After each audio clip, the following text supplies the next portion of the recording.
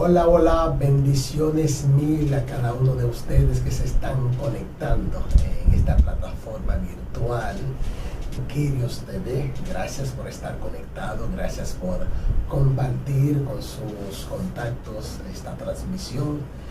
Para nosotros es un honor, es un placer de que ustedes estén ahí.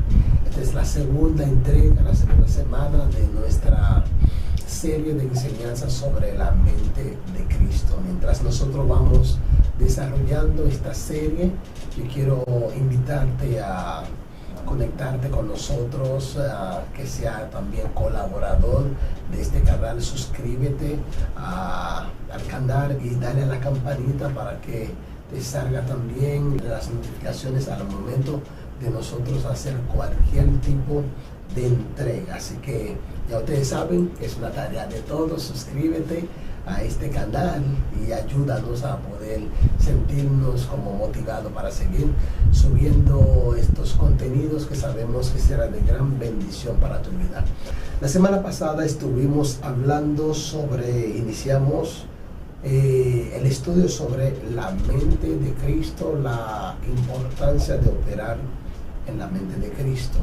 Usamos como texto base 1 Corintios capítulo 2 versículo 14, que dice: pero el hombre natural no percibe las cosas que son del Espíritu de Dios, porque para él son locuras y no las puede entender, porque se han de discernir espiritualmente. En cambio, el hombre espiritual juzga todas las cosas, pero él no es juzgado de nadie, porque quien conoció la mente del Señor, quien le instruirá. Mas nosotros tenemos la mente de Cristo.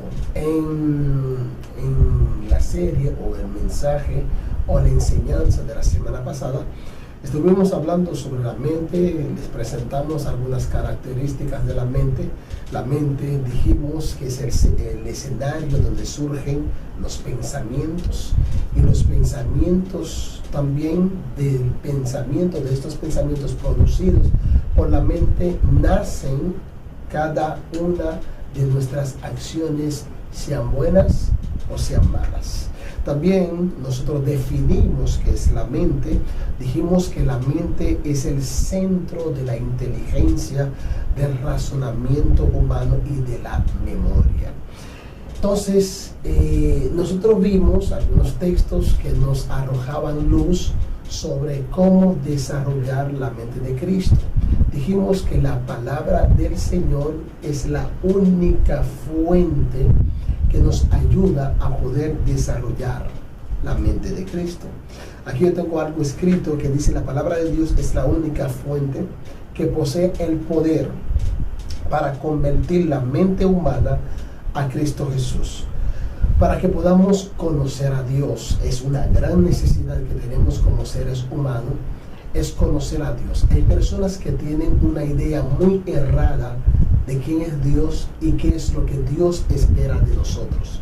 Por lo tanto, la palabra de Dios, las Sagradas Escrituras, es la única fuente que nos ayuda, que arroja luz a nuestro ser, a nuestro entendimiento, para que logremos conocer a Dios. Muchos de los problemas que estamos viviendo como sociedad, como generación, es debido al desconocimiento de Dios. Pero cuando realmente llegamos al nivel de conocer a Dios, entonces las cosas cambian. Por eso que el apóstol Pablo oraba constantemente para que las iglesias, tanto la iglesia de Corinto, la iglesia de Filipos, la iglesia de Roma, llegaran al conocimiento de Dios, al conocimiento del Hijo de Dios, que es Cristo Jesús.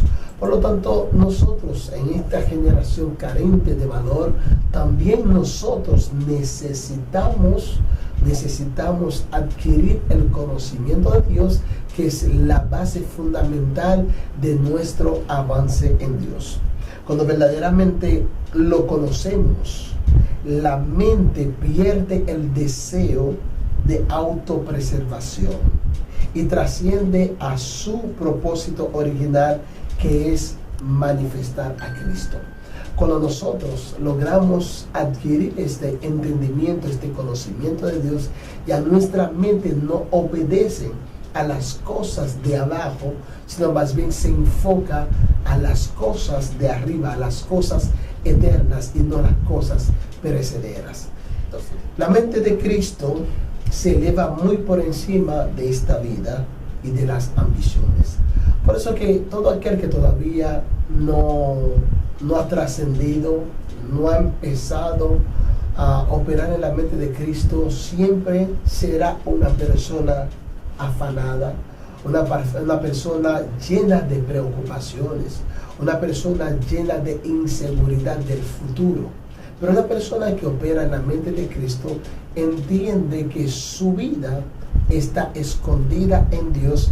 Por ende, sea lo que sea que pasa en su vida, en su entorno, en su familia, Dios tiene control. Hay un concepto que por mucho tiempo yo he escuchado personas manejar y decir frente a una situación que está pasando en su vida: Dios toma el control, y oran así. Y cuando yo escucho personas orar así y decir Dios toma el control, y yo me pregunto, ¿cuándo fue que Él perdió el control? Se supone que si yo tengo que orar para que Él tome el control, es porque en algún momento, en algún punto, Él perdió el control. Señores, Dios nunca ha perdido el control. Dios siempre ha tenido el control de cada una de las cosas que nos ha estado pasando. Por eso que me acuerdo que cuando el virus, el coronavirus estaba en su máxima expresión, todo el mundo estaba aterrorizada, la gente llamaba, otros decían que era el fin del mundo, y habían tantas y tantas opiniones. Hay personas que me llamaban y me decían de que, ¿qué tú opinas, pastor, de esto que está pasando? Yo le decía sencillamente, realmente Dios tiene el control, nunca ha perdido el control, y tampoco ha perdido el control con el coronavirus. Es algo que sí tiene que pasar, tenía que pasar, y está ahí, es una realidad que estamos viviendo. Pero yo no debo de operar en una mentalidad caótica, en una mentalidad de caos, de terror, sino que tengo que estar en paz, porque hasta yo he entendido eso y me he movido en esta verdad. Hasta que no se cumpla en mí el propósito eterno de Dios, me puedo declarar inmortal. Ahora bien, nunca pondré a Dios a prueba o tentar a Dios, ¿me entiende? Con cosas que yo sé que puede ponerme en peligro. Pero sí, lo que yo estoy muy consciente es que lo que Dios dijo de mí, lo que Dios dijo de ti, se va a cumplir de una manera u otra. Así que no debemos de tener una mentalidad caótica, una mentalidad de juicio, sino que debemos de estar confiados en Dios plenamente, entendiendo que Él es nuestro Padre. Cuando tú operas en la mente de Cristo, la confianza en tu Padre aumenta. Asimismo como fue la expresión de ese niño, hijo de un piloto, estaba de viaje, estaba en un avión así viajando, y la gente que lo veían solo, y algunas personas se preguntaban cómo este niño, cómo los padres de este niño lo permiten a él viajar solo. Y asimismo había un pasajero que estaba al lado del niño, y de repente empezó algunas turbulencias en el aire, y el niño estaba tranquilo, mientras que otros estaban abrochando los cinturones, y el pánico, el caos, entre otros efectos, ¿no?, que produce estos momentos. Y el niño estaba tranquilo. Y frente a lo que estaba observando, el pasajero que estaba al lado del niño se quedó como atónito, y le preguntó al niño: ¿cómo es que tú puedes estar tan tranquilo frente a lo que todos nosotros estamos viviendo? A lo que contestó el niño: lo que pasa es que mi papá es el piloto. Ese niño había desarrollado una confianza tal en su padre, que él entendía que no importa la circunstancia, lo que está pasando, su padre es suficientemente buen piloto como para dirigir el avión a su bonanza. Y es justamente lo que quiero compartir contigo hoy. Cuando tú operas en la mente de Cristo, tú entiendes que Dios es tu Padre y Él tiene control absoluto de cada situación de tu vida, y nada de lo que ha pasado en tu vida se le ha ido de la mano. Por lo tanto, es importante y es imperante entender que el operar en la mente de Cristo te ayuda a ti y me ayuda a mí a poder alcanzar cosas que aparentemente nosotros no nos imaginábamos que íbamos a poder lograr, pero operar en la mente de Cristo nos faculta poder hacer hazañas. Así que te invito hoy a tomar esta decisión y decir: a partir de hoy, yo voy a empezar a operar en la mente de Cristo. Hay tantas y tantas cosas que quiero compartir contigo hoy sobre la mente de Cristo. Yo quiero invitarte a acompañarme en Romanos capítulo 12, versículo 2 al 3. Romanos capítulo 12, versículo 2 al 3. Mira cómo lo dice. Así que, hermanos, os ruego por las misericordias de Dios que presentéis vuestros cuerpos en sacrificio vivo, santo, agradable a Dios, que es vuestro culto racional. Y el versículo 3 es un versículo que muchas veces hemos manejado, que conocemos, hemos leído una y otra vez, y predicadores han usado este texto para poder arrojar luz a algunos aspectos de nuestra vida, lo que Dios espera de nosotros, lo que Dios quiere hacer con nuestra vida. Así que esta parte de este texto es muy profunda. Dice: no os conforméis a este siglo, sino transformaos. La palabra transformaos, yo quiero usar esta palabra, sino transformaos por medio de la renovación de vuestro entendimiento, para que comprobéis cuál sea la buena voluntad de Dios, agradable y perfecta. Permíteme volver a leer este texto, porque yo creo que este texto es muy fundamental, este texto es muy puntual para direccionarnos a la operación de la mente de Cristo en nuestra vida.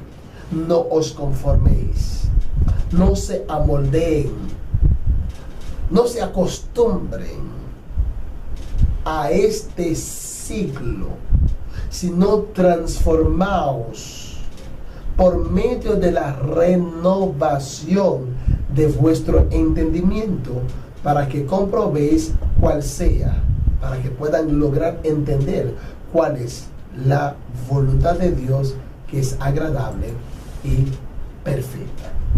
El apóstol Pablo le está escribiendo a una iglesia que salió del paganismo, la iglesia de Roma, una iglesia con una liga tremenda. Y el apóstol Pablo le está escribiendo a esa iglesia, y lo primero que le dice a ellos: no se acostumbren con las cosas que ya ustedes conocen, que han estado viviendo, que han estado viendo en su alrededor. No os conforméis, pero la expresión de él es: aquello no deben de acostumbrarse o conformarse, es a este siglo. En aquel entonces el apóstol Pablo hacía referencia a lo que ellos conocían, a lo que ellos estaban viviendo. Uso la expresión siglo para este texto, la expresión que se usa en el griego, koine, no es la expresión cosmo, que tiene que ver con el planeta, ¿no? Con parte del universo, sino que le hace referencia a una expresión que es aioni. La expresión aioni hace referencia a un sistema de pensamiento. Por lo tanto, el mundo está gobernado por un sistema de pensamiento diseñado para poder establecer pautas cómo es que debemos de vivir.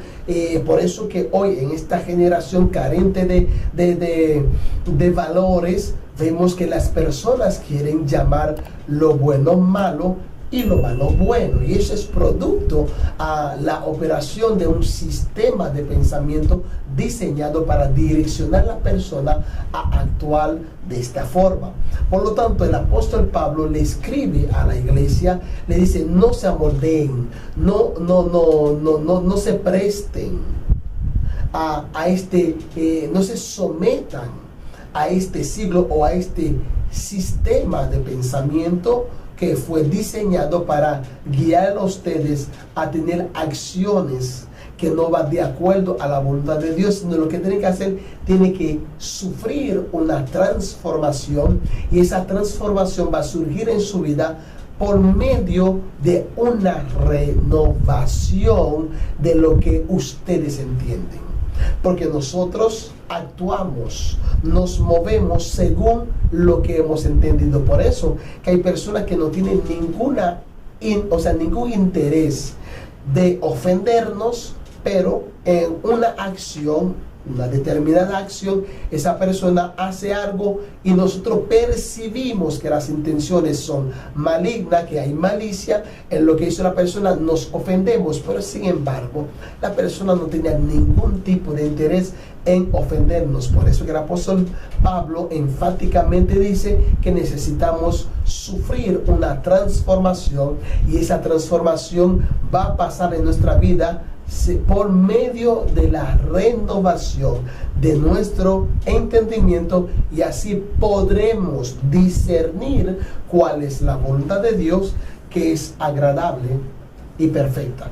Esta expresión que acaba de usar el apóstol Pablo, que nos arroja luz, una vez más nos confirma que la palabra de Dios, la Biblia, es uno de los elementos que Dios ha usado durante mucho tiempo para hablarnos. A través de la palabra de Dios, nosotros recibimos los consejos puntuales de cómo vivir piadosamente de acuerdo a la voluntad de Dios. Y también nos ayuda a establecer en nuestro diario vivir, en nuestra familia, los diseños celestiales, lo que Dios tiene diseñado para nosotros, no lo que el mundo ha diseñado para nosotros. También nos traza pautas de cómo debemos actuar, de cómo debemos de pensar, tal como Cristo lo hace. La primera carta de Corintios, en su capítulo 2, versículo 16, dice: ¿quién conoció la mente del Señor? ¿Quién le instruirá? Mas nosotros tenemos la mente de Cristo. Y es muy natural para nosotros, al leer este texto, llegar a la conclusión que este pasaje quiere decir que la intención de este pasaje es hacerlo entender que todos los hijos de Dios, yo la semana pasada se lo dije y vuelvo a repetírselo, porque necesito que puedan entender que todos los hijos de Dios, todos nosotros, poseemos la mente de Cristo desde el momento en que confesamos a Cristo como nuestro Señor y Salvador. Entonces, ¿qué significa? Que deberíamos pensar como Él. Significa que deberíamos de actuar como Él. Significa deberíamos de ver y evaluar los conflictos de la vida, los desafíos que a diario se nos presenta. Deberíamos de afrontar estas situaciones tal como Cristo lo haría. Pero es imposible para nosotros llegar a actuar como Cristo actuaría si desconocemos quién es Cristo, si desconocemos cómo opera Cristo, si desconocemos cuáles son las cosas que para Él es importante. Es curioso ver cómo la percepción que tenían los fariseos de la gente, mayormente gente indulgente, la percepción que tienen de la persona menospreciada, personas como Leví, posteriormente Mateo, la percepción que tenían de ese publicano, ¿no? Ese el cobrador de impuestos, que era muy menospreciado por la gente de su entorno, por el oficio que tenía ese hombre. Sin embargo, vemos que Jesús, en su mentalidad, la manera que operaba era muy diferente a la manera que operaban los religiosos de su tiempo, porque los religiosos de su tiempo tenían la cualidad de señalar y acusar, mientras que Cristo tenía más bien el interés de restaurar, veía más allá de lo que otra persona veía. La gente veía en las faltas de las personas, pero Cristo veía a la persona en sí. Para Jesús, la gente era importante. Para Jesús, la gente era más importante que cualquier cosa, que cualquier preceptos humanos, ¿no? O preceptos o conceptos religiosos.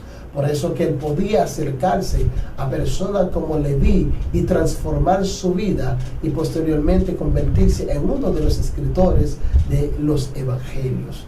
También pudo acercarse a un hombre como Zaqueo, pudo acercarse a una prostituta, pudo acercarse a una mujer que había sido descubierta en pleno acto de adulterio, y restaurar a cada una de estas personas. Eso es operar en la mente de Cristo. Pero es imposible para nosotros llegar a la operación o representar o manifestar a Cristo sin antes sufrir una transformación. Necesitamos de esa transformación. Tú y yo necesitamos esa transformación. Observa lo que dice el apóstol Pablo a la iglesia de Corintios en su capítulo 3, versículo 18. Dice lo siguiente: por tanto, nosotros todos, mirando a cara descubierta como en un espejo la gloria del Señor, somos transformados de gloria en gloria en la misma imagen como por el Espíritu del Señor. ¿En la misma imagen de quién? En la misma imagen del Señor Jesús. Somos transformados. Por tanto, nosotros todos, mirando a caras descubiertas, como en un espejo la gloria del Señor, recordando que la gloria de Dios es Cristo. Mirando a cara descubierta, ¿verdad? Como en un espejo la gloria del Señor, somos transformados de gloria en gloria en la misma imagen de Cristo, como por el Espíritu del Señor. La palabra transformarse o transformar viene del latín transformare, que significa cambiar de forma. Es decir, cuando hablamos de transformación, estamos diciendo literalmente que se trata de un cambio de forma.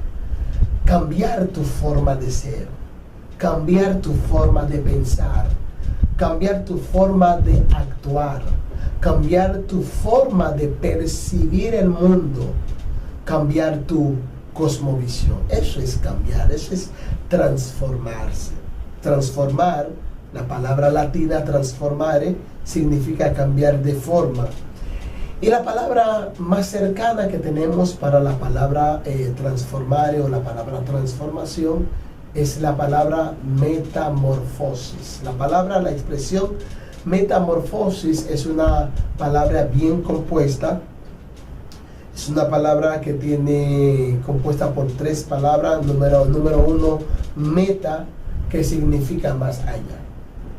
Meta, más allá. Es decir, es una invitación. Cuando hablamos de transformación, es una invitación de ir un poquito más allá de lo que ya tú conoces, de lo que ya yo conozco. Ir un poquito más allá. Meta. Después aparece la palabra morph. Morph, que es forma o estructura. Y finalmente la palabra osis, que significa estado, es decir, ir más allá en su forma, más allá en su forma o estructura para otro estado. Eso es metamorfosis, es un cambio radical, y ese es justamente el proceso que tú y yo conocemos, que por mucho tiempo se ha hablado sobre el proceso de la transformación de la mariposa. La mariposa es un insecto, siendo oruga, que tenía como misión dentro de un jardín destruir todo y hacer un sinnúmero de caos, ¿no?, dentro del jardín. Pero hay un momento en la vida de la oruga en que decide someterse de una manera voluntaria al proceso de transformación, y eso es lo que lo convierte más adelante en una mariposa y posteriormente convertirse en una belleza para el jardín. Y es precisamente lo que nosotros necesitamos operar en la mente de Cristo, pero para eso necesitamos ser transformados, necesitamos ser expuestos a un proceso de transformación para que así logremos entender, discernir, captar cuál es la voluntad de Dios para con cada uno de nosotros. Necesitamos conocer la voluntad de Dios. Tú necesitas conocer, discernir la voluntad de Dios para con tu vida. ¿Cuál es la voluntad de Dios para tu vida, para tu familia, para tu ministerio? ¿Cuál es el motivo de estar tú en este mundo? ¿Qué vio Dios en ti? ¿Qué busca Dios en ti? ¿Qué espera Dios de ti? Son preguntas que debemos de hacernos una y otra vez hasta recibir la respuesta.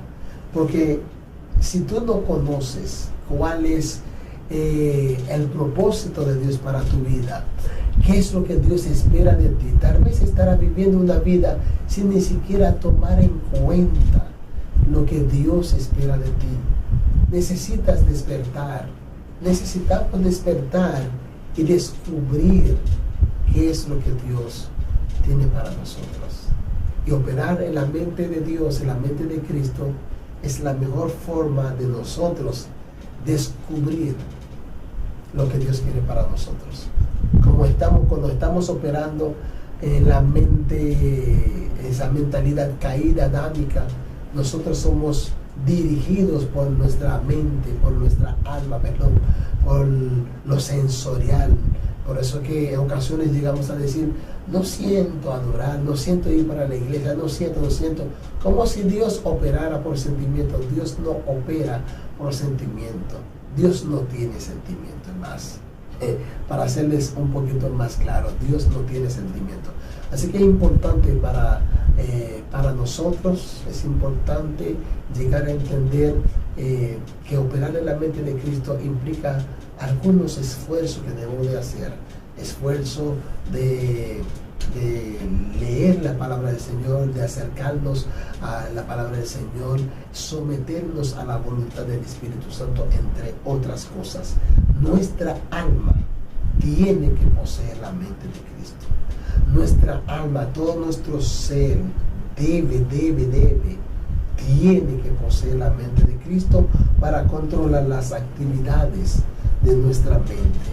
Las emociones y la voluntad son dos centros los cuales son muy importantes en el alma para controlar nuestra mente. Así que muy contento, muy satisfecho de este tiempo que estamos pasando juntos. Bendigo la vida de cada uno de ustedes que están conectados en este momento y los que posteriormente van a ver este video. Recuerda compartir esto con alguien. Recuerda también suscribirte y recomendar a otra persona a suscribirse a este canal que está diseñado a edificar tu vida en la palabra del Señor. Soy el pastor Pedro Contreras de la Iglesia Comunidad de Fe Quirios de Samaná, Y para nosotros es un placer, un honor haber estado contigo por este canal Kyrios TV. Así que te bendigo en el nombre poderoso de Jesús. Será hasta la próxima semana, el próximo sábado estaremos a partir de las 8 de la noche rayando, iniciando con la tercera parte que tiene que ver con la mente de Cristo. En esta tercera parte vamos a ir compartiendo con ustedes cómo desarrollar la mente de Cristo. Así que te bendigo en el nombre del Señor. Sea la paz y la gracia de Cristo contigo, con tu casa, con tu familia. Permíteme orar por ti y por los tuyos. Padre, te doy gracias por cada uno de tus hijos, Dios mío, que están expuestos a esta enseñanza. Te pido, Padre eterno, que no sea una enseñanza más, que no sea un mensaje más, sino que esta palabra, Dios mío, pueda encarnarse en sus vidas, hasta el punto de guiarnos, Dios mío, a una transformación y poder discernir cuál es tu voluntad para con sus vidas. Te damos gracias, Padre eterno, por todo, en el nombre de Cristo Jesús. Amén y amén. Les bendigo en el nombre del Señor. Nos vemos el próximo sábado.